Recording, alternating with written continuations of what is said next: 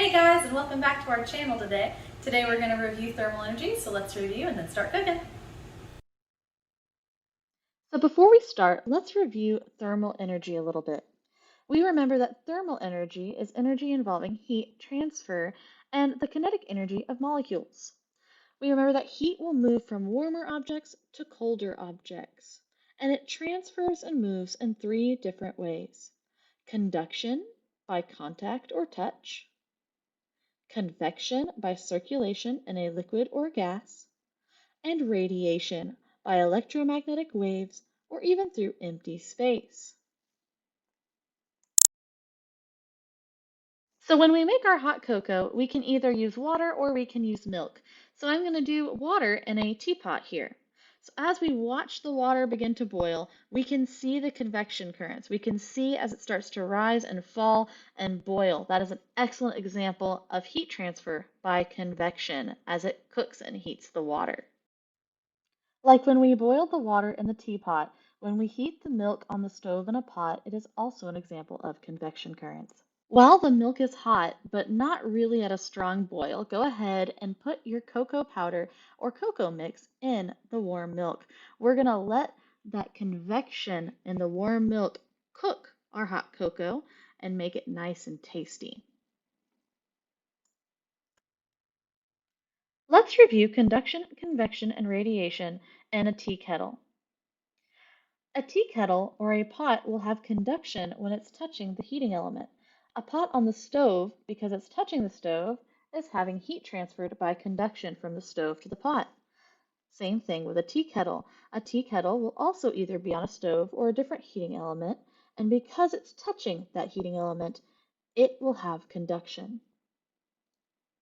When the water is boiling inside of the tea kettle or a pot, it is actually being transferred by convection in the liquid. This is proven by watching the circulation currents inside of the water as it boils. And radiation. As you are near the pot or the kettle, you can feel its warmth. This is an example of heat by radiation.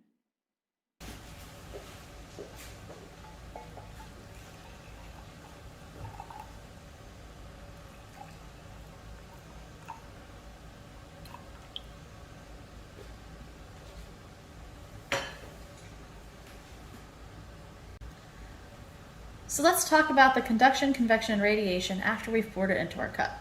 So our cup here, as you can see, is still hot.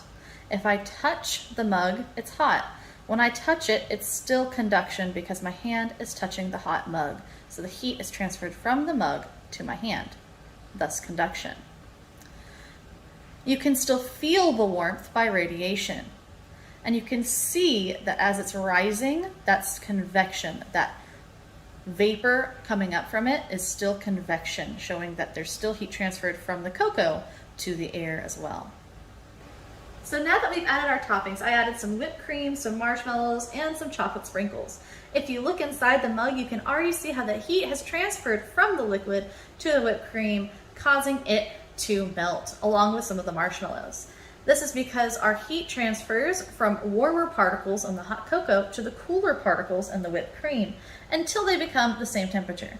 If I leave them out here for too long, it's going to all melt together and it's all going to be one temperature, and it won't be the same hot, delicious cocoa with cold, delicious whipped cream as I have it right now. So remember our thermal energy of conduction by touch, convection through currents in a liquid, and radiation through empty space by electromagnetic waves. Also remember that our thermal energy does move from hot to cold, just like it's moving from our hot cocoa to our cold whipped cream. Now it's time to enjoy some tasty hot cocoa. In our hot cocoa experiment, we can see conduction when we touch the cup of hot cocoa. When our hand touches the cup, we can feel the heat transferred from the cup to our hands. That is because the warmer particles in the cup transfer to our hand by conduction. We also know that when we warmed the liquid, heat was transferred by convection to cook the hot cocoa.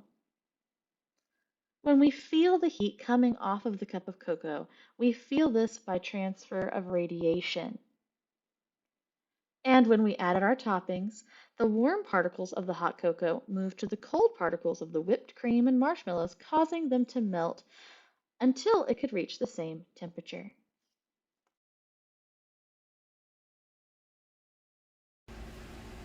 All right, so next we're gonna make some delicious macaroni and cheese. The first thing you need for the mac and cheese is a pot of hot water. You're gonna boil that shortly. You also obviously will need some kind of pasta. I choose this pasta, but you can choose the traditional elbow macaroni or another type of pasta as well. You're gonna want some cheese. I got some triple cheddar cheese. You're gonna want butter and milk. Also, any kinds of spices you want to flavor your mac and cheese with. So let's get started. So once you put the pot of water on your stove, the pot is actually receiving thermal energy transfer by conduction. Since the pot is touching the stove, be careful not to touch it, it is getting heat from conduction. There's direct contact and touch between the pot and the stove, so it's conduction. Now let's wait for it to boil and see some convection.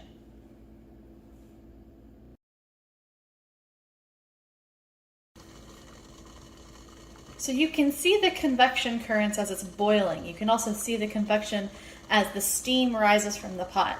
So remember, if it's through a liquid like this and it's boiling through convection currents, you're working with convection.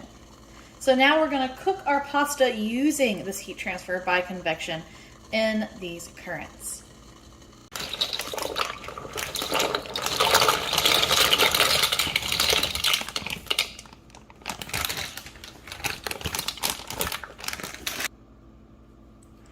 So now that we've put our pasta in here, we're gonna let those convection currents of the boiling water cook it. And we're gonna cook it until they're nice, soft, and tender. So remember to let your pasta cook by convection of the boiling water until it's nice and tender. Once it's tender, you can strain it, and then we can go to making the rest of our mac and cheese. So remember, since we are working with heat and a hot stove and boiling water, you want to make sure that you are using both science safety practices and kitchen safety practices. If you are below the age of 18, make sure you have an adult there to help you as well. So now that we have our pasta cooked and ready, we're gonna add some butter. So I'm just gonna take a little bit of my butter and throw it in there. And I want you to watch, it is immediately starting to melt into that pasta. You can see as it immediately melts in, that's because of conduction. That is directly touching these noodles. You can see how it looks different on the side that's touched the noodles because it's melting already. It's already beginning to feel that heat transfer and melt in because of conduction. It's directly touching the pasta. So if I move it around a little bit, very soon it will be melted into nothing but liquid. Again, because it's got direct contact and touching, it is heated by conduction. You can see how quickly it just melts in there. Now you can add as much butter as you want. You know, it depends on your personal taste and how creamy you want your mac and cheese to be. I'm gonna put a little bit more in there and just again let a little bit of it melt, let it get softened up. Soon after, I'm gonna start putting my cheese in, and you're gonna see the same thing. You know, your cheese is going to start to melt again. It's because of the conduction. It's touching those hot noodles. Those hot noodles and the cheese touch, so they get heated up by conduction and just melt in. This will be the same thing for any other ingredients that you throw in here, like your milk, any cream you might choose to use.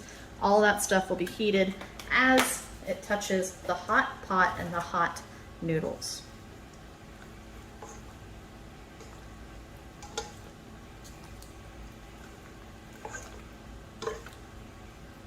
Now, if you are vegan and you would like to use an alternate substitute to my cheddar cheese, you could also use other types of cheeses. If you're vegan, you can use vegan cheese substitute. If you are more interested in mozzarella, mozzarella goes great in mac and cheese. And you can use whatever substitutes you want for your own personal flavor and taste. So go ahead and keep mixing in your cheese and your ingredients that you want in your mac and cheese, and we'll come right back.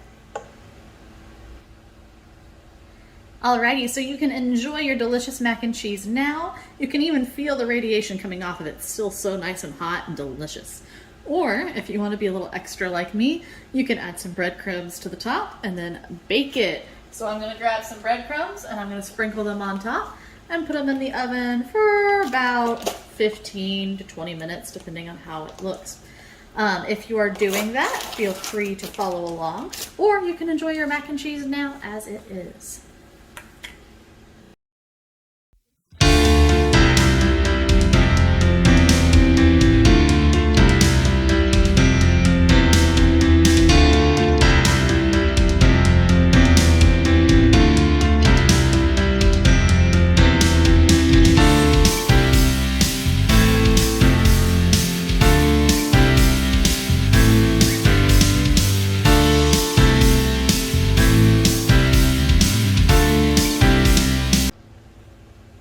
As I cook the mac and cheese in the oven, it's now being cooked by radiation.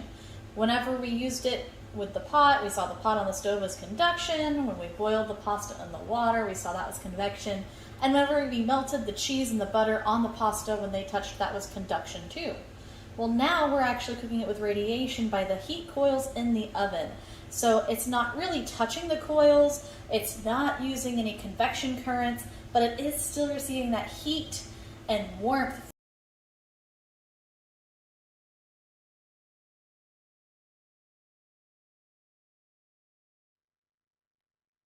Let's review our macaroni and cheese experiment. When we put that pot on the stove, we saw conduction because the pot touched the stove. Heat transferred from the stove to the pot because they were in direct contact. When we boiled the water and the pasta, we saw the pasta cooked by the convection in the boiling water. The boiling water transferred the heat in convection to the pasta to cook it. When we added our cheese and butter, we saw conduction again because those were touching the warm pasta. The warm particles in the pasta transferred heat by touch to the colder particles of the cheese and butter, causing them to melt and become the same temperature. When we baked the macaroni and cheese in the oven, it cooked by radiation as heat waves warmed it from the coils in the oven. We could also feel warmth from cooking as we cooked. This was also another example of radiation. Now let's get started with practicing with some s'mores. Let's practice. So we're going to practice with a s'mores example. So today we're also going to review a little bit of energy transformations with this example practice as well. So be ready. So the first thing I've got to do for the s'mores, I've got to start the fire. Let's remember the energy transformation in lighting a candle. What type of energy does the candle start with before I light it? What energy does that transform into as I light it?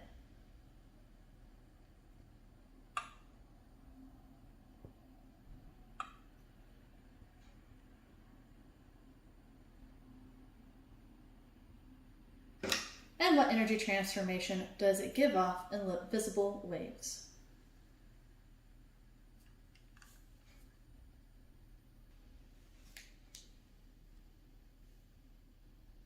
Now that we've reviewed the energy transformations in the candle, let's go ahead and start doing our thermal energy practice.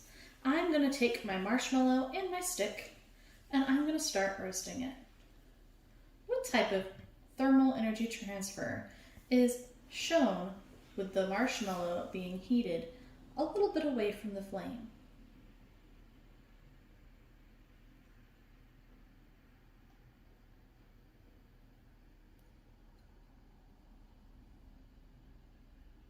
Even though it's not touching the flame, it still has that energy transfer. That's right, it should have been radiation. It was being heated by radiation energy. And you can still see that even though it didn't touch the fire, it was still getting warmed up. What if I do touch the fire? What kind of transfer of thermal energy is happening now as it does touch the fire?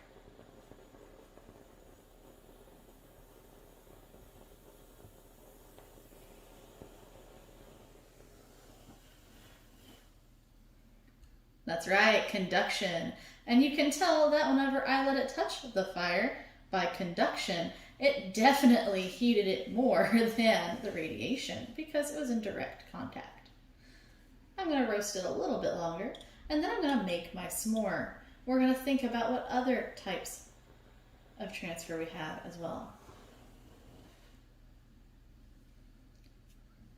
Now that it's roasty toasty, I'm going to go ahead and get my chocolate, put it on a graham cracker, and I'm going to put the marshmallow on top of that chocolate.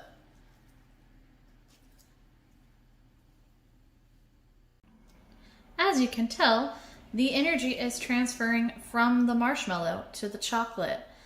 They are touching. What type of energy transfer is happening here?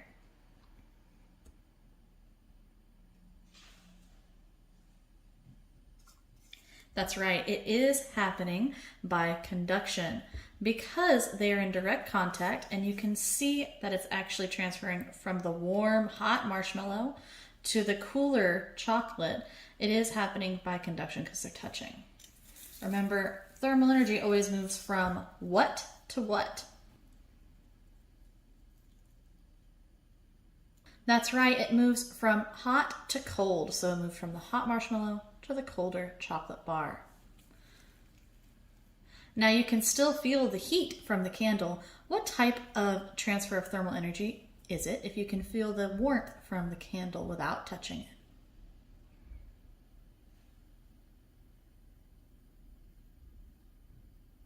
That's good, that's radiation. Radiation is whenever it's going through empty space or electromagnetic waves. What about when there's circulation of smoke from the flames and the fire? Circulation from smoke from the flames from the fire, as it's circulating through currents, what type of transfer would that be?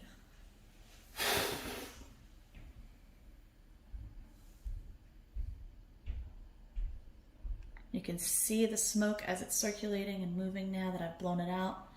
What kind of thermal transfer was that? If you remembered that it was in currents, and convection works in currents of a gas or a liquid, you were correct.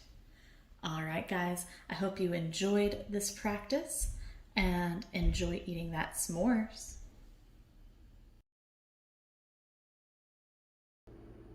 Hi guys, and I hope you enjoyed this video of doing thermal energy with science and cooking. I hope you enjoyed conduction, convection, and radiation with mac and cheese, with hot cocoa, and our practice with our s'mores. Have a great time doing science, and remember, it's always better when it's tasty.